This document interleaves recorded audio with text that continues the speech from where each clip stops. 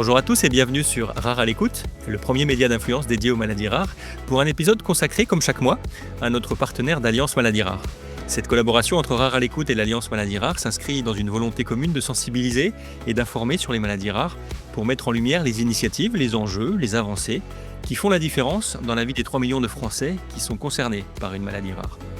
Aujourd'hui, nous avons le plaisir de recevoir M. Xavier Broutin, président de l'association Cassandra, bénévole à la Ligue nationale contre le cancer et trésorier, membre du bureau du Conseil national de l'Alliance Maladies Rares, pour évoquer un sujet important et d'avenir, l'importance de la médecine génomique dans les maladies rares.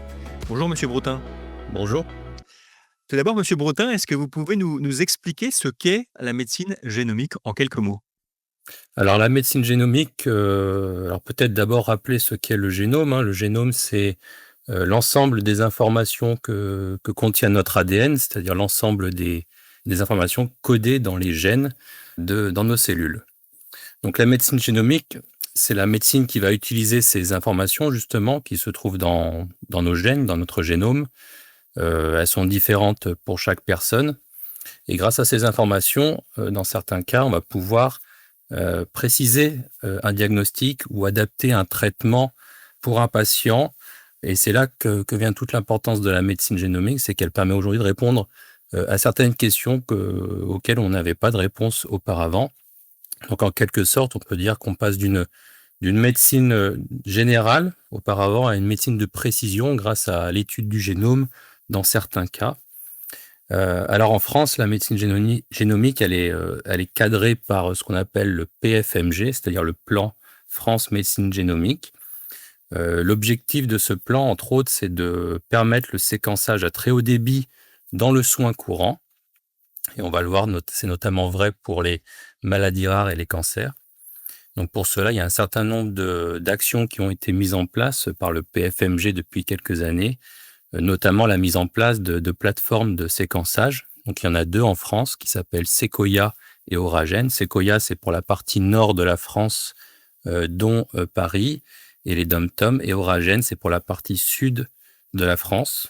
Donc ces 2 plateformes sont en charge de séquencer les échantillons qui leur sont transmis pour répondre à ces questions-là et pour lire les informations génétiques des patients. Donc, comme je l'ai dit, ça, c'est notamment utilisé pour 2 grands types de maladies. Donc, il y a bien entendu les maladies rares, mais aussi les cancers. Et pour vous donner un chiffre, l'année dernière, en 2024, c'est un peu plus de 14 000 prescriptions qui ont été demandées à ces 2 plateformes de séquençage. Alors vous évoquez le séquençage. Comment se passe le séquençage du génome pour un patient ? Le séquençage d'un génome, il ne peut pas être réalisé sur une simple demande d'un médecin. Il doit s'inscrire dans un certain cadre.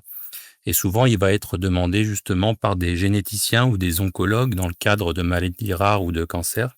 Donc, c'est ces 2 préindications qui permettent de formuler une demande de génome complet pour justement aller chercher, enfin en tout cas essayer de trouver quelle est la maladie rare derrière des symptômes pour un patient. Ou encore, dans le cadre des cancers, on va bien sûr étudier l'ADN tumoral qui est différent de l'ADN du patient pour essayer de trouver le bon traitement pour le cancer. Donc concrètement, comment ça se passe ?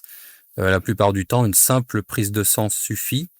Ou pour le cadre pour les cancers, ça va plutôt être un prélèvement d'un fragment tumoral. Et donc cet échantillon de sang ou de tumeur, il est ensuite envoyé aux 2 plateformes que je citais au préalable, la plateforme Sequoia ou la plateforme Oragène. Et donc ces plateformes vont extraire de ces échantillons donc l'ADN du patient ou l'ADN de la tumeur. Et cet ADN va ensuite être lu par des machines de séquençage à très haut débit. Donc ces machines vont lire justement l'ADN et l'ensemble des gènes pour essayer de trouver des variations par rapport à un ADN qu'on peut appeler ADN de référence. Donc tout le monde a des variations, mais ici on va essayer de rechercher les variations ou les mutations qui pourraient correspondre aux symptômes, par exemple, qu'on va observer chez le patient.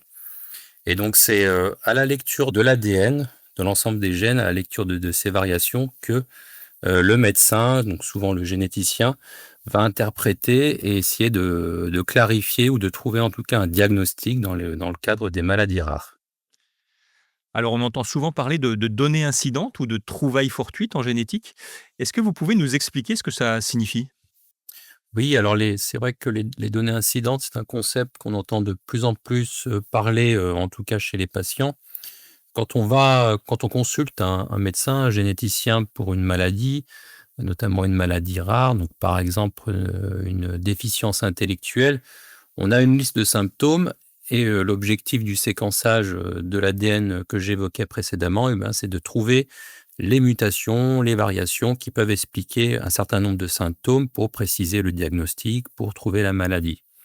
Bon, bien sûr, quand on lit l'intégralité de l'ADN, on va éventuellement trouver ces variations qui correspondent aux symptômes, mais parfois on va aussi trouver d'autres mutations qui n'ont strictement rien à voir avec la maladie qu'on essaye de trouver, qu'on essaye de préciser. Et c'est ça les données incidentes. Donc prenons un exemple, on consulte pour une déficience intellectuelle. On va peut-être trouver un certain nombre de gènes, en tout cas de mutations qui expliquent cela, mais on peut aussi trouver à la lecture complète du génome d'autres mutations, par exemple une mutation qui pourrait prédisposer à une autre maladie telle qu'un cancer. Donc c'est ça les données incidentes, c'est des données qu'on n'a pas sollicitées, qu'on ne recherchait pas, mais qui du fait de la lecture complète de l'ADN ressortent à l'analyse et il faut justement savoir de ce qu'on va en faire. Donc depuis la dernière loi de bioéthique, le médecin, le généticien qui prescrit une analyse de génome doit informer le patient ou dans le cadre des enfants, les parents de l'enfant, que des données non sollicitées, c'est-à-dire des données incidentes, pourraient ressortir de l'analyse et les patients doivent après information, donner leur consentement pour savoir s'ils souhaitent ou non recevoir ces données, s'il y en a. Et donc là, c'est l'objet justement du consentement qui doit être libre et éclairé. Donc c'est un gros travail de la part du médecin pour expliquer ce que sont ces données incidentes et ce qu'elles ne sont pas. Ce qui peut ressortir d'une analyse. On peut très bien ne pas en trouver ou encore en trouver et parfois pour des maladies graves ou des maladies qui se révéleront beaucoup plus tard, chez le patient. Donc c'est tout un travail d'information pour obtenir le consentement, et bien sûr, le patient est totalement libre de refuser, la communication de ces données incidentes, mais c'est pour ça qu'il faut bien informer sur, ce que sont ces données. Oui, parce que j'imagine qu'il y a des enjeux éthiques importants derrière ces données incidentes. Est-ce que vous pouvez nous éclairer sur ce point éthique, monsieur Bretin? Tout à fait. Alors l'enjeu éthique et psychologique est très important dans le cadre des données incidentes parce que comme je le disais, un patient consulte pour une maladie, pour des symptômes, donc il est déjà affecté par cette maladie, donc il y a toute la charge psychologique, liée à cette maladie, à ces symptômes et les données incidentes, bah, c'est quelque chose qu'on vient rajouter par-dessus, éventuellement. Donc il y a de vrais enjeux derrière cette question. Déjà l'enjeu de la bonne information, aux patients pour lui expliquer ce que c'est ces données incidentes. Donc je rappelle qu'on parle quand même de génétique, donc c'est déjà assez compliqué comme ça à expliquer et par-dessus on vient expliquer, en plus que potentiellement on peut aussi trouver autre chose. Donc le patient devra donner ou non son consentement. Mais c'est vrai qu'on a de vrais enjeux éthiques parce que imaginons que c'est pour un enfant qu'on consulte, peut-être qu'on va trouver chez cet enfant, un risque, parce qu'on parle toujours de risque, hein, c'est jamais 100. On parle de risque et peut-être qu'on va trouver un risque de maladie, en plus de celle pour laquelle il consulte, à l'âge adulte ou en tout cas à un âge très avancé. Donc c'est-à-dire que cet enfant potentiellement va vivre avec ce risque toute sa vie, alors qu'à la base il venait pas pour ça. Donc c'est bien sûr la même chose pour l'adulte. Donc il y a des vrais enjeux éthiques derrière la révélation de ces données incidentes. Et puis comme on parle de génétique aussi, on parle forcément de l'ensemble de la famille parce que les gènes, éventuellement les mutations que possède l'enfant, eh ben, elles viennent de ses parents et on peut aussi peut-être les retrouver chez des frères et sœurs. Donc derrière cette question des données incidentes, c'est l'ensemble de la famille qui peut être concernée. Donc voilà, c'est pas une question à prendre à la légère et c'est vraiment, tout l'enjeu de l'information qui est donnée par le généticien au patient pour qu'il prenne vraiment sa décision de consentir ou non, en connaissance de cause. Et puis derrière ça, ça pose aussi tout un tas de questions très pratiques, chez les professionnels, chez les biologistes, chez le généticien, le médecin, pour savoir, bah, comment révéler, s'il y en avait et s'il y avait consentement, comment révéler ces données incidentes. parce que parfois, voilà, si je reprends mon exemple, si on consulte pour une déficience intellectuelle, mais qu'on trouve un risque de cancer, à côté de ça, bah, bien sûr, c'est pas forcément le même médecin qui est spécialiste du cancer, c'est pas le médecin spécialiste de la déficience intellectuelle qui va pouvoir, parler du cancer, donc ça demande toute une organisation annexe. Merci Monsieur Broutin. Alors pour conclure notre entretien, qu'attendent les associations de patients de la médecine génomique pour l'avenir, notamment dans la prise en charge des maladies rares? Alors, c'est vrai que la médecine génomique, a introduit un espoir, assez important, chez les associations, chez les patients, parce que comme on l'a évoqué tout au long de l'entretien, la médecine génomique, c'est aussi un apport de connaissances supplémentaires pour diagnostiquer des maladies qui existent, mais aussi de nouvelles maladies. Quand on parle de ça dans les maladies rares, on ne peut pas ne pas parler justement de l'impasse diagnostique et de sa conséquence, l'errance diagnostique, parce que certains patients peuvent rester comme ça pendant plusieurs années sans diagnostic, alors qu'ils ont des symptômes. Et donc, grâce à la médecine génomique, peut-être que pour un certain nombre d'entre eux, on va pouvoir, en tout cas, donner des réponses ou essayer. Donc c'est vrai que la recherche derrière la médecine génomique, elle avance, tous les jours. Je ne sais pas si on peut dire que tous les jours on trouve de nouvelles variations, de nouvelles mutations qui peuvent expliquer des maladies, mais presque. C'est une recherche qui est en pleine ébullition, qui progresse à grands pas, et cette recherche-là, elle se fait grâce aux chercheurs bien sûr, mais grâce aussi aux patients qui donnent leur consentement pour que leurs données soient, utilisées. Alors c'est des données anonymes bien sûr, mais qu'elles soient réutilisées par les équipes de recherche pour faire avancer, la médecine.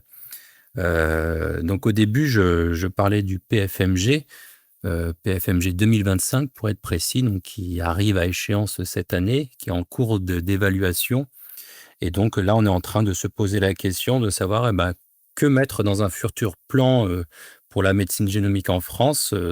Peut-être, qu'il y a de nouvelles pistes à explorer, comme le dépistage, par le génome de certaines maladies. Donc on connaît tous le dépistage à la naissance, mais peut-être que demain, on peut aussi utiliser, la génomique pour faire du dépistage chez l'enfant, mais aussi chez l'adulte, à certains stades de la vie, pour aller rechercher des risques de maladies. Parce que quand on parle d'ADN, généralement, on parle de risque, c'est jamais, un risque à 100 quand on trouve une mutation qui pourrait expliquer une maladie.